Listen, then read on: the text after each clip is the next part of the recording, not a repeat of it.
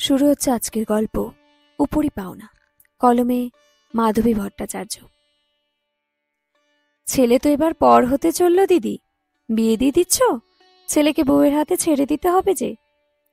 কথাটা ফুট করে কানে এসে বিঁধল যেন। যদিও মধুমিতা জানেন কথাটা নেহাতি ঠাট্টা করে বলা, তবুও যেন কেন মনটা খচখচ করে। সৌভিক খুবই ভালো ছেলে, মা বাবার বাধ্য, প্রচন্ড কেয়ারিং, শান্ত নম্র সৌভিককে সবাই পছন্দ করে। কেউ যখন উচ্ছ্বসিত হয়ে সৌভিকের প্রশংসা করে, গর্বে বুক ভরে যায় মধুমিতার।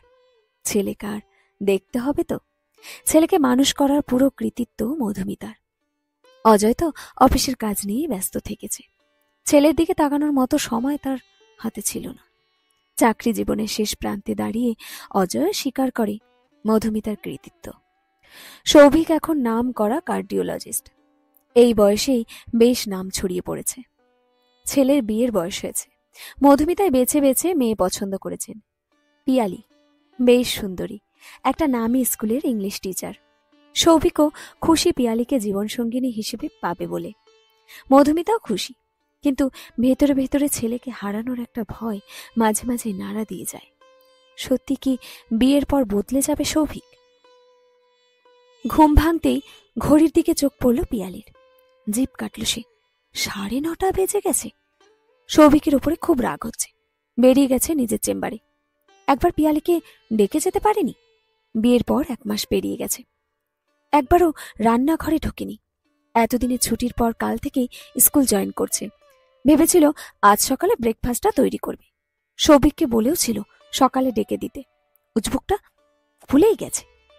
মা বলে দিয়েছিল বারবার সময় পেলে শাশুড়ি মাকে ঘরের কাজে সাহায্য করতে, নইলে খারাপ দেখাবে। এমনিতে কাজ কিছুই নেই, ঘরের কাজের জন্য 2 লোক আছে, শুধু রান্নার লোক নেই। সৌভিক মায়ের হাতের রান্না পছন্দ করে, শ্বশুর মশাই অন্য লোকের হাতের রান্না খেতে চান না। শাশুড়ি মাই রান্নাটা করেন, তিনিও রাত দিয়ে ভালোবাসেন খুব। কত রকমের রান্না যে একদিনে খেয়েছে পিয়ালি, খুবই সুস্বাদু রান্না। পিয়ালি নিজেও রান্নাটা বেশ ভালোই পারে, মা শিখিয়ে দিয়েছে হাতে ধরে। আজ তাই পিয়ালির ইচ্ছে ছিল সকালের খাবারটা বানাবি, স্কুল শুরু হলে সময় থাকবে না হাতে। তাড়াতাড়ি ফ্রেশ হয়ে রান্নাঘরের দিকে এগোলো। দেখলো শাশুড়ি মা লুচি বেলছেন, কড়াইতে আলু ফুলকপি কড়াইশুঁটি সেদ্ধ হচ্ছে। পিয়ালি ব্যস্ত হয়ে বলল, দেখলে তো মা, সৌভিককে কত করে বলেছিলাম সকালে ডেকে দিতে। ভেবেছিলাম সকালের খাবারটা আজ আমি বানাবো। আমি ওকে বারণ করেছি, ও বলেছিল তোকে ডেকে দেবে। অত ব্যস্ত হচ্ছিস কেন? কাল থেকে স্কুল যাবি, কত পরিশ্রম, এখন বিশ্রাম কর। মধুমিতা হাসলেন। তুমি তো প্রতিদিন করো, আমি একদিন করব না? করবি না কেন? যখন আমি আর করতে পারবো না রান্না, তখন তুই করবি, রান্না করে করে আমাদের খাওয়াবি। পিয়ালির নাকে এসে লাগছিল মামা গন্ধ। মাও এভাবেই কথা বলে। বিয়ের আগে শাশুড়ি কেমন হবে ভেবে খুব ভয়ে ভয়ে ছিল, এখন মনে হচ্ছে শাশুড়ি মানেই আরেকটা মা। দেখো তো মা, তোমার ছেলে বলছে বেলা শেষে দেখাতে নিয়ে যাবে না। এসব প্যান প্যানে মুভি দেখার জন্য নাকি ওর সময় নেই। বলছে ওসব মুভি দেখে আমি ছিচকাতুনি হয়ে যাচ্ছি। হেসে ফেললেন মধুমিতা। খুব বাজি হয়েছে সৌভিকটা, কথা কথায় পিয়ালির পেছনে লাগে। সে বেচারেও রেগে মেগে অস্থির হয়। হাসতে হাসতে বললেন, এরকম করছিস কেন শুভ?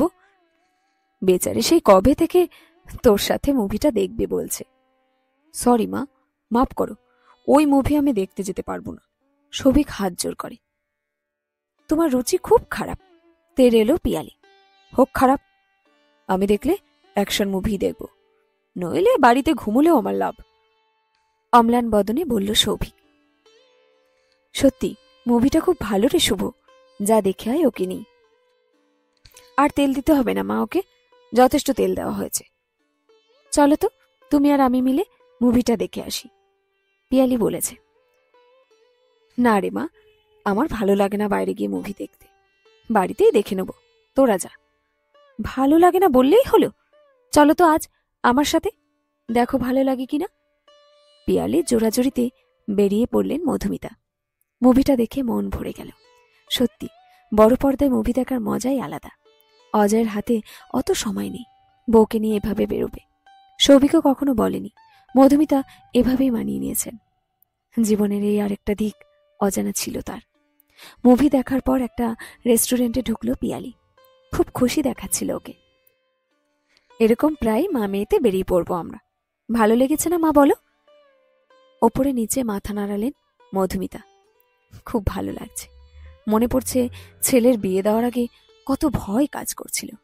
বউটা কেমন হবে কে জানে। ছেলে যদি মা বাবাকে ভুলে যায়, কত কিছুই তো কানে আসে। এখন মনে হচ্ছে ছেলের বিয়ে দিলে যে একটা মেয়ে ফ্রিতে পাওয়া যায়, তা তো কেউ বলে দেয়নি। তার যদি মেয়ে থাকতো, সেও নিশ্চয়ই পিয়ালির মতোই করত। ছেলে তো হাতে রইলই, সঙ্গে উপরি পাওনা হিসেবে মেয়েকেও পেলেন। জীবনটা সবসময় অত কঠিন হয় না, যেমন সবাই বলে। শেষ হলো আজকের ছোট গল্প উপরি পাওনা। কলমে মাধবী ভট্টাচার্য।